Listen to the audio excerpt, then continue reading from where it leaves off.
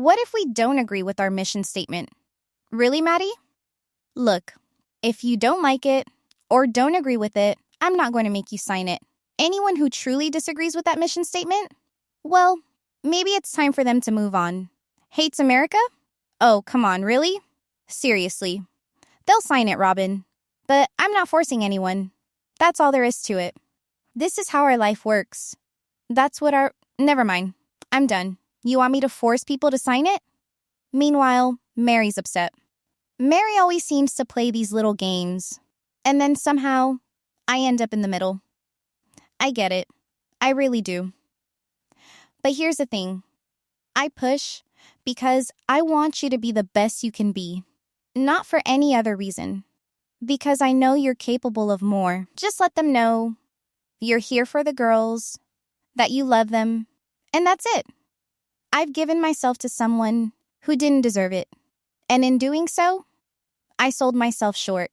That's the hardest lesson I'd pass on to other women. Sometimes we give too much to the wrong person.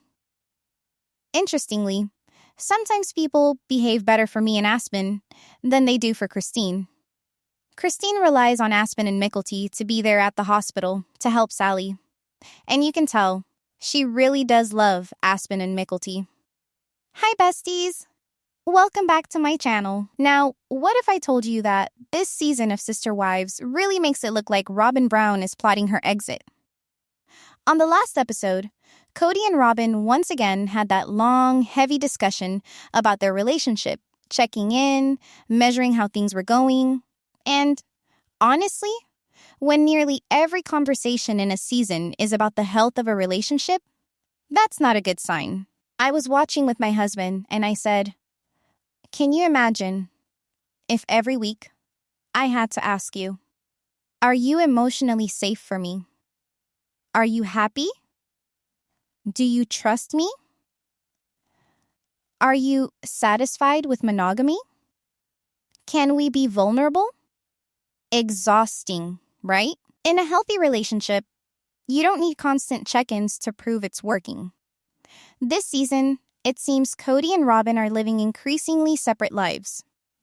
Kody spends a lot of time in the garage, practically living there it feels like, and Robyn keeps going there to see him.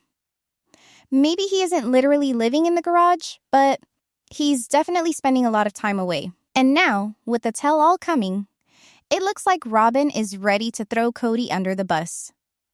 She's hinting that Kody and Janelle had a backdoor deal over selling Coyote Pass. She's planning to deflect any responsibility for money Kody used from Meri's Las Vegas home to fund their house, putting it all on him instead. Even the teaser for the tell all leaves out some big moments we saw in the mid-season trailer. Clips where she basically calls out Kody and Janelle for trying to push her out. And she's very clear she doesn't agree with his choices or his attitude. So it's not just that Robyn calls Kody emotionally unsafe or that she pulls back when he's acting that way. Now she's saying she doesn't agree with him, with what he does, or with his attitudes. And that really takes me back to when Robyn was going through her divorce and trying to get the kids adopted by Kody. She wrote this long, winding letter outlining all the ways Preston had supposedly failed the kids. Now, technically, the law says you can't withhold visitation just because someone is behind on child support. Even if they owe money, they still have the right to see their children.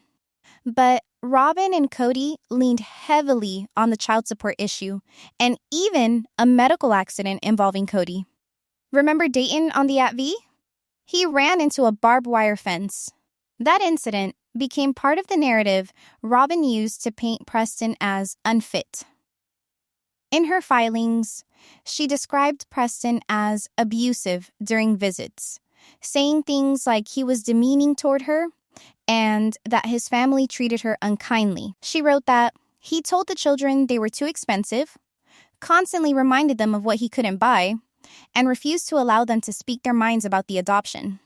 Robyn claimed Preston tried to manipulate the kids, saying their desires about adoption didn't matter, and framed it as though she was forcing the children's choices.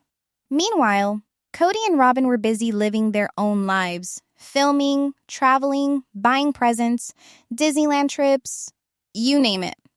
They were love bombing the kids, while also keeping them wound up about supposed dangers with their dad. The tension escalated to the point that the children needed therapy because they were genuinely scared. Even the logistics became complicated. Originally, Robyn was supposed to live in Utah, and they had a halfway drop-off point for visits with Preston.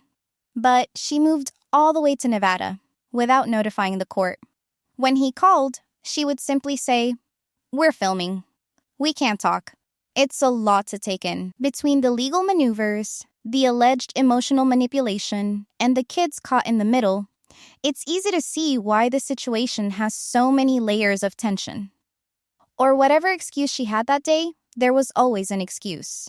Meanwhile, Kody stayed mostly in the background, pulling the strings and controlling what happened. One of the divorce agreements was that the kids would remain on Montana's health insurance through Medicaid because, as a low-income family, they qualified. As long as the kids were on Medicaid, Robyn had coverage too. But in 2012, she decided to cut all of that off. Then, Dayton had an accident, and suddenly, there was no health insurance at all. This sparked a long battle. The kids should have been covered under Medicaid, yet Robyn had removed them. She painted Preston as the irresponsible parent, someone who disparaged her, made the kids nervous, and wasn't emotionally safe. Anytime Preston tried to talk to the kids, even just to get their side of the story, Robyn accused him of ambushing them. Here's a perfect example of what she wrote. "I cannot believe how upset the kids were when I picked them up. You're dragging them into adult issues. It's not emotionally healthy for them. If you need information about Dayton's accident, you must ask me. You never called to check on him. Our parenting plan says not to involve the kids in adult matters. Make this change or I'll go to the judge. Also, the kids are tired of your pressuring them to live with you. The judge would never approve it anyway." So, Preston was just trying to find out what happened during Dayton's accident. And suddenly, he's being accused of cornering his 13-year-old, of twisting his words, and threatened with court action if he asks about visitation. That's when the whole adoption situation kicks in. Robyn has a pattern of accusing people of being emotionally unsafe or claiming she disagrees with their attitudes, setting them up to fail. No matter what Preston did, she moved further away, controlling the schedule, filming, and keeping the kids 3 states away. He had no say in Kody's decisions about the kids' work or filming. Now, she's flipping on Kody in this season, saying, "I pull away when you're emotionally unsafe. I don't agree with your attitudes. I don't agree with what you do." And yet, she pretends she had nothing to do with Kody using Meri's money to fund her home. She acts like she was protecting Meri all along, employing plausible deniability. She's even said Kody's anger was scary. But then in the episode, she mentions how glad she is that he's back to normal. At the tell-all, though, she's bawling, claiming she doesn't agree with anything Kody does. It's a clear setup. And yes, Kody has his faults, but Robyn is the one orchestrating this. A divorce is coming. I don't know when, but it's coming. And remember at the start of this video, Kody wasn't going to make the kids sign the family mission statement, but Robyn threatened Maddie, saying she'd kick anyone out who didn't comply. She's always been in control. All right, so here's what's interesting. You watch Kody over time, and you see his attitude shift. Suddenly, he's more patriarchal, more assertive, more bossy, more controlling.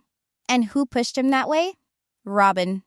She nudged him, subtly and not so subtly, into taking more control. But here's the thing. It wasn't control for the sake of control. It was control that benefited her. It gave her what she wanted, even if it looked like he was the one in charge. Now, she's planning to use that against him. She's going to take that shift in Kody's attitude to court, claim he's unsafe, or unfit and argue that he shouldn't have access to the kids, shouldn't get a say in alimony or spousal support. She could accuse him of abuse, just like she accused Preston. And when you look at them now, Robyn and Kody, they seem miserable. Meanwhile, everyone else appears to be thriving. The two of them are still crying about the family falling apart. Honestly, it's hard to see this family lasting. Kody knows it too. On Nick Fell's podcast, he said he wanted to retire Robyn from reality TV. The Robyn we see today is very different from the Robyn we knew. She claims to be shy now, but it's manipulation, a way to rebrand herself as demure and quiet. Watch the older seasons, though, and it's clear she was never shy. She was opinionated, outspoken, and never afraid to speak her mind. Some of you have wondered if Robyn is submissive. I think she plays the role of a submissive partner. Does she let Kody do whatever he wants as long as it benefits her? Does she cater to his needs, wants, and desires? Yes, absolutely. But that doesn't mean she's actually shy or naturally submissive. She's strategic. Since the beginning, she's controlled the narrative and spoken for Kody when it suited her. She's, if anything, a pathological liar. And let's be honest, so is Kody. When you put two manipulative, narcissistic people together, both with a complicated relationship with the truth, it's only a matter of time before the relationship implodes. Their dynamic worked as long as they controlled the money and the family image. Now that the dynasty is fractured and their reputation shaken, it's all about damage control. Kody has tried to reclaim the narrative, playing the apologetic husband, but now he'll be yelling and screaming at the tell-all. Was his apology authentic? Honestly, I don't think so. If a divorce happens, I wouldn't be surprised if they filed under pseudonyms or tried to keep it private, out of public view. But I could also see Robyn going the opposite route, making it public, creating a spectacle, and vindicating herself. She already has a blueprint for smearing a man and getting what she wants, including the kids. Kody's already an easy target, given the history and pattern of behavior. When they finally split, it's going to be a knockout, drag-out battle. Two worlds colliding, full of tension, manipulation, and chaos. I want to hear from you. When do you think it'll happen? Drop your thoughts in the comments below. And if you enjoyed this video, please give it a thumbs up, subscribe to my channel if you haven't yet, and click the bell so you never miss an update. Thanks so much for watching. Bye!